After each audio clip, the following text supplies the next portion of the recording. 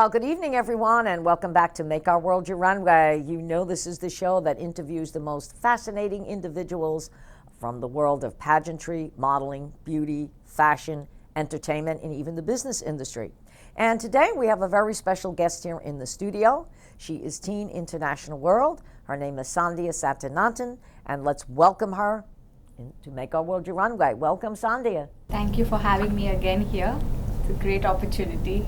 Yes, it's always a pleasure. And we're going to go through a little bit of her journey. Back in October of 2023, this young lady came to us from India, and she competed in the teen competition at Miss International World, and she won the teen division. And we have been so proud of her ever since she has won that title. But what we want to do is we want to let our viewers and listeners know that it's not an easy road to get to where she has gotten. So Sandhya, tell us about all the training and all the things that you did to prepare to become Teen International World. So it's tremendous training that you have to go through, and it's just not an easy step that everyone assumes that you can have in a day or so. It has to go through a lot of practice, training. You have to get to know more about what you're getting into. So with my national pageant directors, Dr. Akshata Prabhu and Dr. Swaroop, I got a lot of training for walk, talk, and even etiquettes. And there was a lot of things was new to me. So I had to learn. And I think all those training made me who I am today. And that's helped me a lot in this pageant world. Yes, absolutely. And you know, what she's saying is absolutely correct, because the word I like to use is misconstrued, but some people misunderstanding. So many people out there really do misunderstand what pageants are all about. You know, you'll see them on television and they think that the women just parade around in a bathing suit or active wear or a gown and get crowned and think that's the end of it, but it's not. You know, these women here do community service, whether it's community service and working with climate change or working with young children. They're always out there doing something within the community. And it is a lot of work and a lot of preparation to get to this part. It's not just about modeling, it's not just being on that stage, but it's also doing something, like I said, for the community. So what's some of the things that you've done? Because I know you worked on a lot. Yeah, so as you said, there's a lot of misunderstanding on what pageantry is and what modeling is. They always get confused and just view it as, okay, they just come, walk, they pose, and they get crowned. But there's more to it, and there's so much deep meaning into whatever we do. So my social cause is Cause for Paws, and I work for stray animals. So it started during the COVID time. I started taking dogs for walk when they started abandoning the pet animals, and I was starting to feed the stray animals with whatever I could, and I in the process of building shelters which provide them food and medical needs for whatever they need. So yeah, my love towards pet animals has always been there, so this is a good way for me to express it to them and give it back to nature. That's very interesting, because there's a lot of people out there who won't do something for nature. And that's amazing that you actually took stray animals during COVID, during that time, because, I did fail to mention Sandhya is from India, and we're going to talk about her tour in the United States a little later on in the show. But that was something that during COVID here in the States, a lot of animals were being abandoned, especially by senior citizens, because they didn't have the money or the means to take care of them. And there was someone in Boca Raton that went out and actually started walking these stray dogs and feeding them and giving them shelter. So that happens to be a great platform. That is amazing. And again, there's so many people that just don't want to do anything with nature. And that's why this year with the pageant, we worked with Global Citizens, because they were all about climate change. Every year, Miss International World tries to do something with a charity, and that's one of the things that we did. And going back in the past, when Hurricane Dorian had hit the Bahamas, and at that time it was called Bahamas Paradise Cruise Line, we did work with them, and we brought a lot of food and clothing and water. And I went on a couple of those humanitarian cruises, and it was a shame because that hurricane just sat over that island for 36 hours and pretty much destroyed that island. So again, we did something more on a nature side. So we have this in our background. And that's very important that you said that, because again, a lot of our viewers out there do not know that pageantry gets out there and really does a lot of work in community service. And if anybody goes on our website and you look at our motto, we say, we're more than a pageant, more than just beauty. We are a way of life for all young women, because we empower through a crown. And we also tell a lot of women that want to get involved in our organization is see why our crown is the key to your success, because this is what we do, okay? But now that you've got the title as Teen International World and you've been doing a lot of things, what in the future, what do you see yourself doing? I'm sure this is not the only title you're going to get. So at this moment, there's a lot of opportunities and a lot of doors opening up for me. Yes. Through the crown and the title. So I'm just confused at this point. But yeah, I'd like to see myself improving more, grace and, you know, getting involved in what I love, which is absolutely fashion. So I'm now studying visual communication in SRM Ramapuram back in India. So now I'm getting trained to see what the work goes behind the camera. Through the pageant, I got an idea of what's before the camera, how to pose, how to like capture the light and, you know, Right. the body posture, the walk, everything. But now I want to know a little bit about behind the camera and what goes behind the scenes. So I'm learning through it, and let's see where we are. And it's very interesting you should say that, because there's a lot that goes behind the camera. And I always tell a lot of my viewers that when I was in the entertainment business, and you know, of course, when you come out on stage, it's very glamorous. You know, you see us all done up, we're in a play, we're in a costume or whatever. But behind the scenes, it's very, very difficult. And you have to learn how to work behind the scenes. You know, most people say, oh my God, you know, the entertainment industry or even the beauty industry that I work with, oh, it's all so glamorous. No, it's not, okay? If you ever saw my dressing rooms on Broadway, oh my God, you would die, okay? They're downstairs, it looks like it's in a dungeon. You got a little bathroom there, but you gotta make the best of it. But it's what the people see visually, okay? But the work that goes behind the scenes, you've got the cameramen there, you've got the lighting people there, you've got the sound people, there's sound checks, okay? There's the costume people getting us dressed to get ready to go out. And then, of course, we as entertainers have to know our lines, all right? And then one night, all the lights went out. They had a power failure, all right? Now, in Phantom of the Opera, that happens because the chandelier comes down, and it's, anybody who's been in Phantom knows that's a very eerie play. But there's a word that they use, it's called punt. Okay. And I learned, and I always say to people, well, if something happens, punt. And they look at me, they go, what's that? I said, just go with the flow. That's what it means. I said to all my people that day, I said, we just start singing. I said, you got the floodlights? Just start singing. Yeah. So it is a lot that goes, so that's great that you want to see what goes behind the camera, because you'll have more respect what goes in front of the camera when you do something like that. That's another very interesting point. And a lot of people really don't understand that. But when they see the final product, and I did the same thing at the pageant, when there's so much confusion behind it, I said, okay, calm down. There's confusion here, but guess what?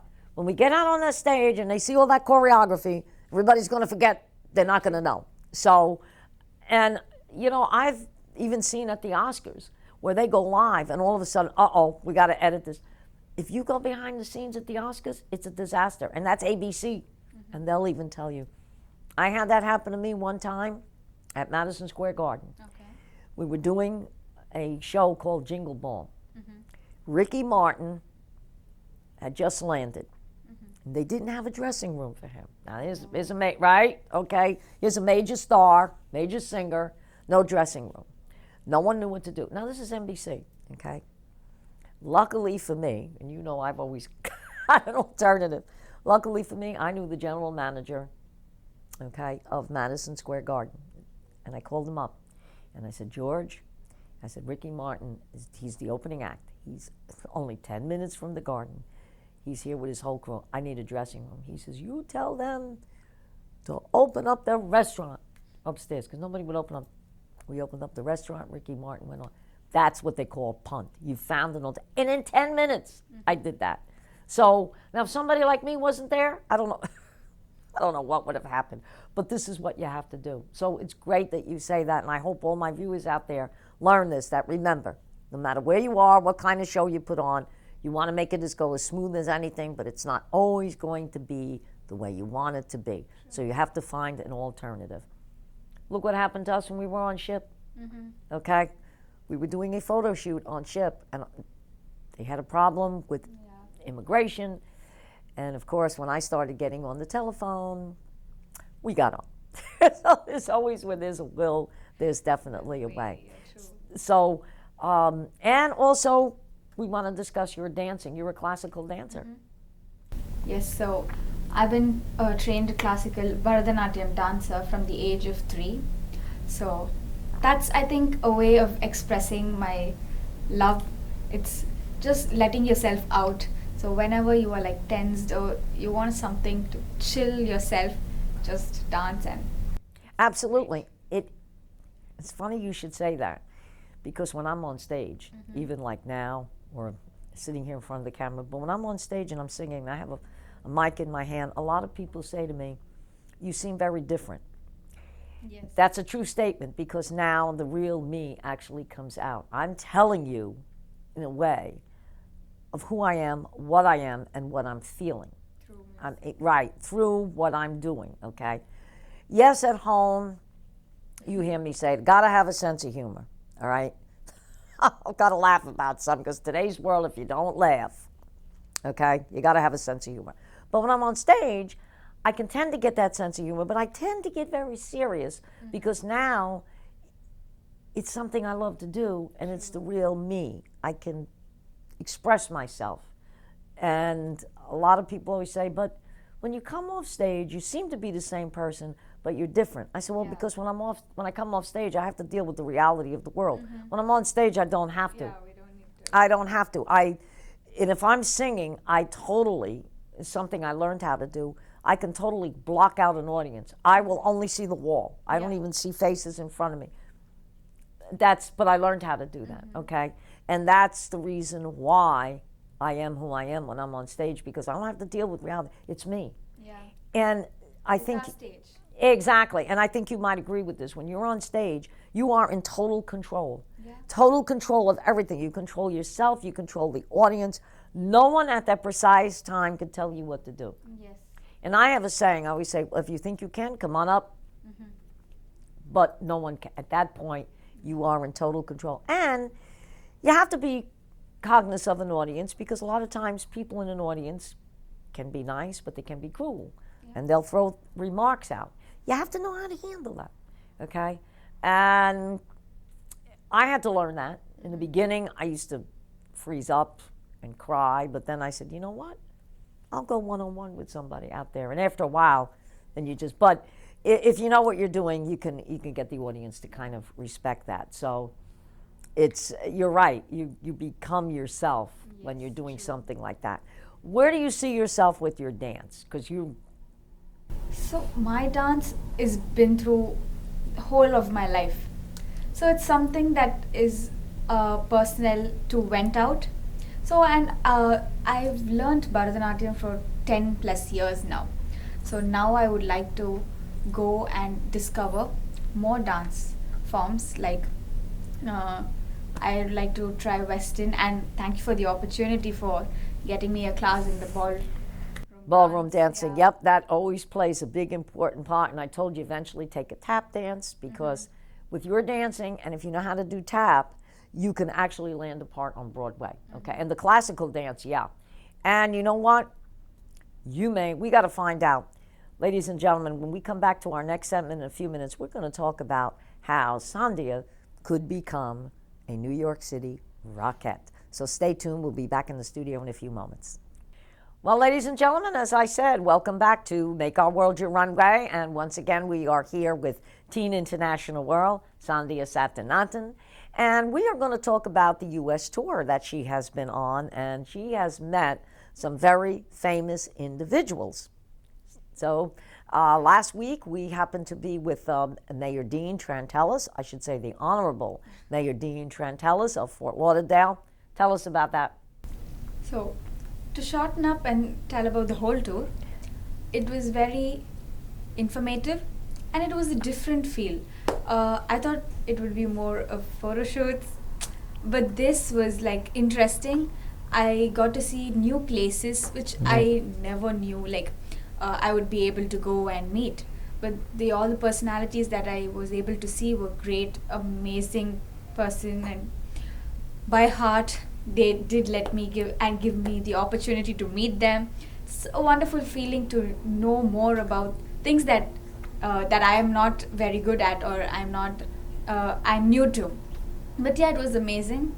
It was informative, educative, I'd say. But yeah, it's great. Well, we were able to get, and we're going to be doing another photo shoot. We were able to get a photo shoot on board the ship and down at the marina, and now we're going to do one tomorrow. But we figured with the tour we'd do something a little bit different, okay? I know you did go to the CBS studio, okay, with Therese. We were able to get you a tour at the Capitol, which was great. We were hoping to get a tour in the White House, but that's a very difficult situation to do. You have to have 6-month background check, but you know what? You'll be coming back, so that is something that I believe we could get you into, and I'm going to start working on that. Okay. But yesterday you had the distinct pleasure of meeting State Attorney General David Ehrenberg. And Dave happens to be a very good friend of mine. He's a great person. I'm so sad that he's not going to be the Attorney General coming in January, but he's been in this position for 12 years, and he was very receptive of you. Yeah, it was great meeting everyone. I think I'll find a new interest in law. I'm not sure, but let's see. Well, if anybody could get you interested in law, it happens to be Dave Ehrenberg. If any of my viewers watch MSNBC in the morning, he's normally on there giving some legal advice. He was on this morning again, and to be honest with you, and I hope he's going to be listening to this segment, because during COVID, he was always on Morning Joe, and I started listening to him, and even though I had worked in law many years ago, and I was a court reporter, I mean, I've probably done everything you could think of, contract law, but he's the type of a person, when he does tell you the law, he's spot on. I mean, there is no sugarcoating with the law. True. And a lot of times he'll say something, you may not like what he's going to say, but he's telling you the truth. And he's telling you just the way the law is. And if he's not sure, he'll tell you, I think it's going to go this way. And when he says that, he's normally right on the button. And everybody that knows him does know that he does not sugarcoat anything. So if you've got a new feel for the law, he was the right person to meet. Yeah, it was great. This tour has given me a lot of new opportunities and new interests, I'd say. Exactly. And the fact that you're coming back, we have to work getting you into the White House, because, of course, President Biden met with the Prime Minister of India not too long ago, and there has been a great relationship there, which, you know, we need to do with all the different countries out there. We need to have great relationships. And as you heard Mayor Trantelis, they're trying to do something with the Indian community in Fort Lauderdale. So for many of you viewers out there who are into history, have studied history, India has a very cultural background. Indira Gandhi, for instance. What do you know about Indira? Okay, yeah. India has a lot of culture with a lot of people from different culture in it. So it's always a new learning you get into it. So every day you see new people with new different cultures. It'll be the same thing, but you know, the way each one do it differently, you learn a lot, and that's great. It is. It is great. And I vote, you know, since the time Indira Gandhi was here, I mean, she was almost like the first lady of India. And she brought a lot of culture. She really brought that country up to almost modern times.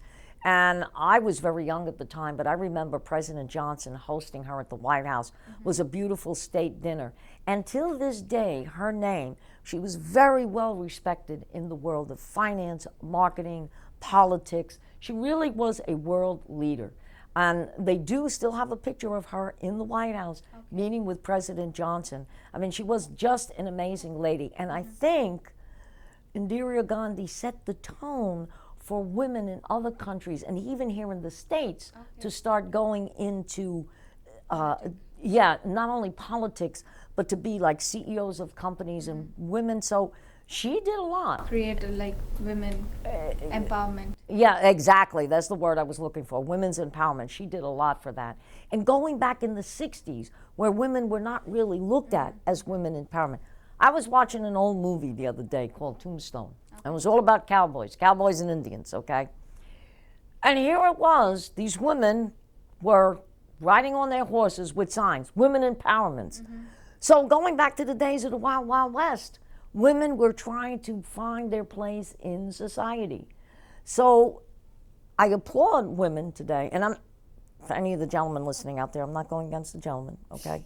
Because they always say behind every good woman is a man and vice versa, behind every good man is a woman. But women have been able to take their place in society. And the women have shown that we can get out there and we can do the job and still be with the men and working society, men and women together. So, and India should be proud because Indira Gandhi really did start that, women's empowerment. Yeah, she was amazing on that. So that is one thing that I remembered. But India does have very rich culture. If you watch a lot of some of the old movies, there's an old movie, Gunga Din, where the British and the India culture actually come together. Yeah, and I know there's a lot of British culture in India. Yeah. It's true. And a lot of people don't think that people living in India could speak English. And I said, yes, because of the British culture. Okay, they can speak English, and it's, well, they always say English is like, believe it or not, it's not the #1 language, it's the #2 language, but it's very difficult to speak it. English is not easy because you take a word there, and there. THEIR means you go there. THERE means there it is, and then there's THEY', they are. So try to learn the English language is not easy at all, but at least in India, I know if I go there, people do speak English. Yeah, they do. They definitely do. Yeah, they definitely do. So we got to learn that culture here. So yeah, and that's one of the things I like about travel, because you get to know the different. Get to know a lot of new things, new cultures, new people. Right, exactly. And it's so funny you mentioned about new cultures. I was in Disney World, and I went into the Japanese pavilion, and anybody comes in my house and sees a lot of Oriental statues. And my husband said to me, he said, now when you go to the cash register, he says, let me tell you what to say. And I looked at him, I said, why? I'm in the States, I'm going to say thank you. He said, no, you're not. You may be in the States, but you're in a Japanese pavilion. He said, so when you go up to that cash register and you're going to pay for the product, you know how you do like this? He said, Japanese do that. He says, do this, he said, and say, domarigato. Oh, okay. I said, what does that mean? He said, that means thank you in Japanese. My husband had been in Japan, so he kind of learned the language. So I went up to the cash register, and I'm paying for my product. And when I got done, that's exactly what I did. I said, domarigato. Oh my God. The whole store stopped. All the ladies, and they were all dressed in their kimonos, they came out, they were hugging me, kissing me, just because I said that one word. And they said that I respected their culture. Yeah. And my husband said to me, that's what I'm trying to tell you. He said, as you want them to respect you here, you must respect them. Yeah, actually. And that also reminds me of when I was in Greece one time. I was there with the Mrs. Globe pageant. Okay. And I went into a store, and I wasn't going to buy anything, but a friend of mine was. So I'll never forget, Dawn went in, and she said hello. And she said hello to the store owner. And then my other friend went in there, and she said, Terry, she said hello to the store owner. I came in, and I said, hello, and her mother was sitting there. I said, hello, Mama, how are you? Didn't know if this woman spoke any English because we were in Greece. She turned around and she said, oh, now I have ladies in my stores. Ladies? I said, what do you mean? She said, because, and this is very true, she said, people from the States come in here, they don't say anything. She says, but you acknowledged me as a store owner. She said, you acknowledged my mother. She turned around and she said, pick something out. I give it to you as a gift. I said, you don't have to. She said, no, all three of you pick something out. There's this beautiful vase that I have in my hutch today. She gave that to me. All because I went in there and I didn't know she could speak English, okay? We figured, she spoke Greek, but she was in a tourist area, so you had to figure. And then we went to a Greek restaurant called the Cree. This was funny. The chef comes out, and they like to cook at the table in Greece. Yeah, and in Greece, lunch is their big thing. Okay. They have a 2-hour lunch, and then they don't serve dinner till 10 o'clock at night. Okay. So we're on the Mediterranean. The chef comes out, he's looking at my husband, he says, I know you. My husband said, you do? He says, yeah. He says, you work for Cable and Wireless. He said, you always come in, he says, that restaurant over there on 3rd Avenue. I said, oh, wait a minute. You worked at Smith & Wollensky's. So the food was made special, okay? Then I went into a museum, who happened to be one of the sponsors to the Globe pageant, and the owner of the museum knew who my husband was because he worked around the corner. So going to Greece was no problem. I think I conquered Greece. And then the other museum I went into, because my side profile, they thought I was Nefertiti reincarnated. Oh, okay. So they were bowing and kissing and giving me gifts.